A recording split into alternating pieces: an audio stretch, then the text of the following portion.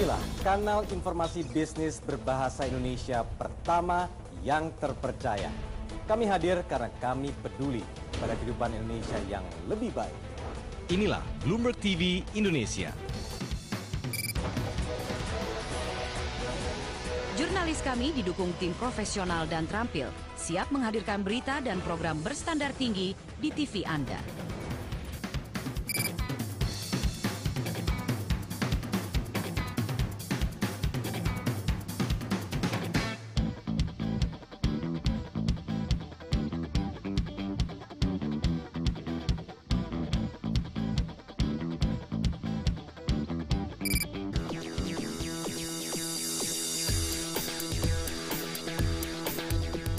Begitu banyak kisah sukses para CEO di Indonesia yang berawal dari pemikiran tak biasa. Dan itu harus memasyarakat sehingga investor mikro pun bisa ikut kayak kita-kita ini kan gitu ya. Sebagai negara penghasil beras, Indonesia pernah mampu memenuhi kebutuhan pangannya sendiri, alias swasembada.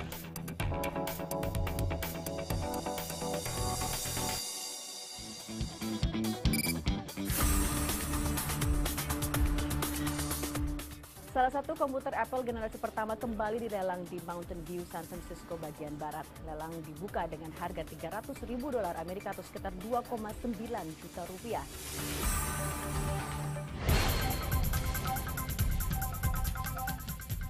Produksi minyak sawit atau crude palm oil CPO Indonesia tahun lalu mencapai 27 juta ton. Bagaimana perkembangan bursa Asia selengkapnya bergabung dengan Kismet Singh dari Bloomberg Hong Kong. Hi there, Tommy. Stocks in fact bearing early declines even as China's liquidity concerns do remain front and center. The MSCI Asia Pacific Index now up actually 0.3%. Thank you so much, Kismet Singh, langsung dari Bloomberg Hong Kong.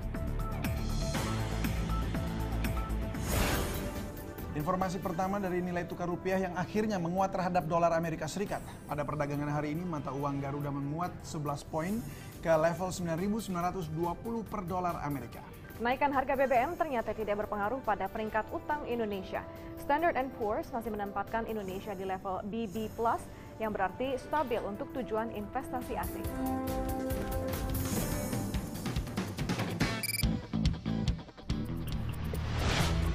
Betul kau bekerja untuk Soeharto, untuk Gus Dur, untuk SBY, tapi kiblatmu is kepentingan rakyat.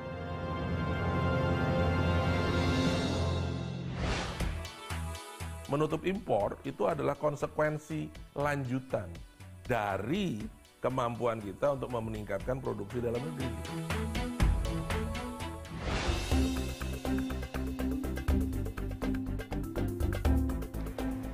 Makanya orang di sini bisa mengelola makanannya dengan cita rasa yang baik dan enak.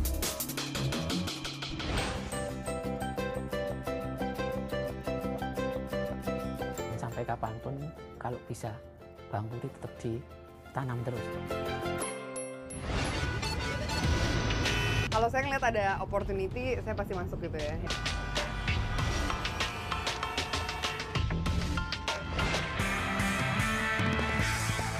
Mereka impor, mereka masukkan ke negara mereka, dan mereka masukkan ke toko-toko bersaing dengan gitaris-gitaris yang lain.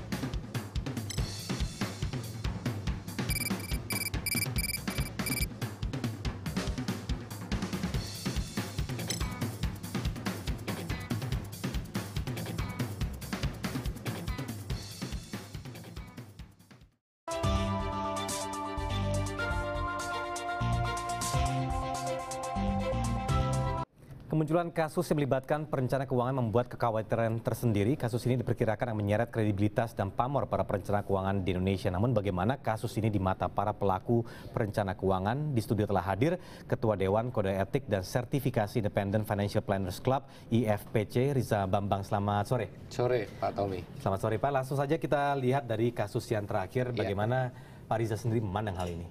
Ya, whether we like it or not ya, isu ini pasti akan terjadi. Ya, kenapa? Karena bisnisnya sudah semakin berkembang, profesi independent financial planner itu juga sudah semakin pesat. Ya, jadi di sini perlu masyarakat untuk mengetahui profesi financial planner itu ada dua. Ada yang bersifat dia namanya financial korporasi, dia terikat kontrak dengan produk provider. Ada satu lagi financial planner yang independen, yang kita posisinya tuh ada di pihak nasabah. Dan kemudian kita melakukan perencanaan, membuat perencanaan keuangan, memberikan rekomendasi program dan produk terhadap nasabah ya dalam bentuk alternatif ya. Dan kita tidak menjual produk. Tidak menjual produk. Tidak menjual produk. Jadi itulah peran dan profesi daripada financial planner. Nah, dari kasus terakhir Bapak menilai? Ya, di situ decision daripada pembelian produk itu ada di tangan nasabah sendiri. Dan sesuai dengan ilmu perencanaan keuangan yang kita peroleh, ilmu financial planning dari sertifikasi manapun, ya kita itu mempunyai tahapan yang sama, ya, di mana kita tidak menjual produk. Jadi tahap terakhir adalah rekomendasi. Jadi kalau semua prosedur, korespondensi, perjanjian itu dilakukan dengan benar, decision terakhir adalah di tangan nasabah. Iya. Jadi tidak mungkin action dilakukan berdasarkan kemauan dari financial planner sebenarnya. Betul. Jadi financial planner hanya melakukan analisa dan memberikan rekomendasi. Tapi dari sisi regulasi, kan selama ini kita tahu bahwa belum ada regulasi khusus yang mengatur jelas dan juga tegas terkait dengan proses atau profesi perencana keuangannya sendiri. Nah, bagaimana Bapak menilai ini? Ya, jadi sebenarnya menurut saya di sini perlu turun tangan regulator. Kenapa? Karena profesi financial planner yang satu lagi, yang korporasi, itu diatur. Dalam hal ini regulatornya OJK. Tapi independent financial planner belum diatur. Dan menurut saya ini cukup berbahaya. Kenapa?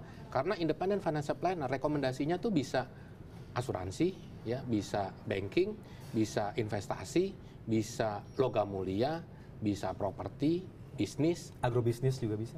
Derivatif, ya, bisnis. Dalam arti bentuk instrumen investasi tidak hanya paper investment, bisa juga real investment, logam mulia, properti, bisnis itu kan real investment. Jadi sebenarnya kan ini mencakupnya lebih wider, lebih luas dibandingkan financial planner korporasi. Jadi yang aneh ya, yang narrow diregulasi, yang lebih komprehensif belum diregulasi. Belum diregulasi. Belum. Jadi dengan adanya fenomena seperti ini, adanya ganjelan-ganjelan seperti ini, sudah saatnya kita duduk bersama untuk mengatur hal itu. Makanya untuk sementara OJK akan menyerahkan kasus yang terakhir ini kepada ranah polisi begitu ya, ranah hukum akhirnya. Ya, karena mungkin mereka merasa tidak ada wewenang, tidak ada payung hukumnya.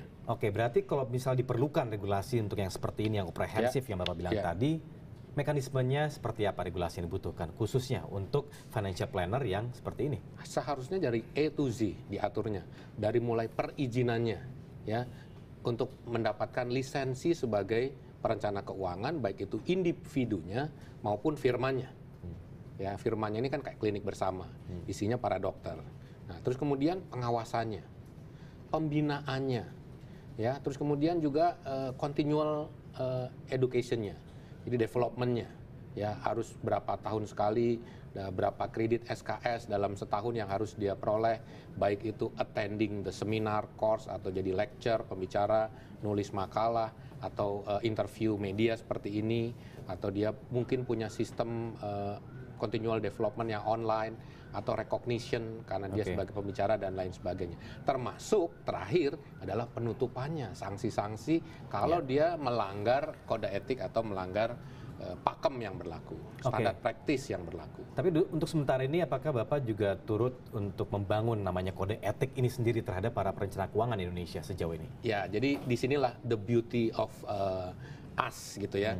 Kita ini sebenarnya cuma klub, Independent Financial Planners Club. Bukan asosiasi, bukan organisasi. Kita berdiri 9 September 2009. Jadi 999. Kebetulan ulang tahunnya Pak SBY itu. Tapi ya pas berdirinya. Dan saat itu yang mendirikan adalah 9 firma perencana keuangan. Dan walaupun kita cuma klub, kita punya kode etik. Kode etik yang mengikat di antara kita, kode etik yang mengikat kita dengan nasabah, dan kode etik antara kita dengan produk provider. Ya, selain itu, masing-masing dari kami sebagai individu itu kan juga menjadi anggota dari Financial Planning Asosiasi Indonesia, di mana mereka punya kode etik.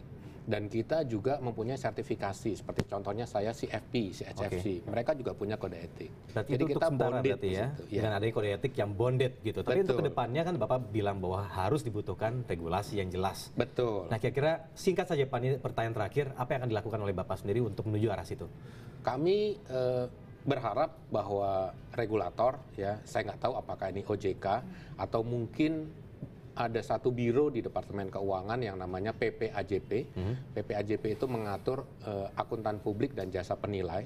Jadi orang-orang independen, ya, profesi-profesi independen yang melakukan review atas bisnis-bisnis yang ada di suatu negara. Nah, apakah ini bagian dari OJK atau PPAJP? Kami siap untuk duduk bersama, mengatur dan meregulasi ini untuk ke depan. Karena yang dirugikan kalau terjadi apa-apa, again and again, publik. Betul. Oke, baik Pak Riza Bambang, sayang sekali waktu sangat sedikit sekali, namun kita akan membahas ini lebih lanjut di lain waktu ya. Iya, terima kasih. Terima kasih Pak Riza Bambang. Lantai bursa kembali di tengah tren perlambatan pertumbuhan ekonomi, investasi asing langsung mengalir ke Cina. Januari lalu naik 16,1% secara year on year. Selengkapnya di lantai bursa.